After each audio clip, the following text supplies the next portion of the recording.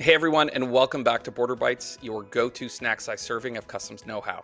Today, we're discussing Incoterms and how they relate to your shipment. Let's jump right in. Think of international commercial terms, also known as Incoterms, as a spectrum of responsibility that answers questions like who arranges and pays for shipping, who handles insurance, who is the importer of record, who's paying the duties and taxes, and who is responsible if something goes wrong. Incoterms dictate where the seller's responsibility ends and where the buyer's begin. Let's look at the top 5 most commonly used Incoterms.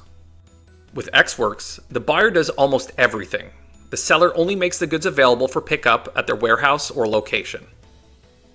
FOB, or freight on board, means the seller will deliver the goods to the port of export, but it ends there.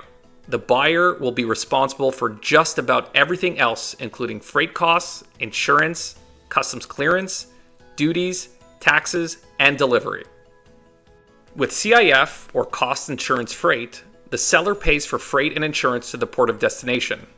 The buyer takes over from there. DAP, also known as delivered at place, means the seller handles almost everything: shipping, insurance, export paperwork, and delivery to your door or warehouse. The buyer is only responsible for customs clearance and payment of duties and taxes. Finally, we have DDP, or delivered duty paid. Here the seller handles everything. The shipment just arrives at your door, everything is included. Here's a look at the full list of Incoterms and who's responsible for what. Feel free to pause and screenshot for your reference.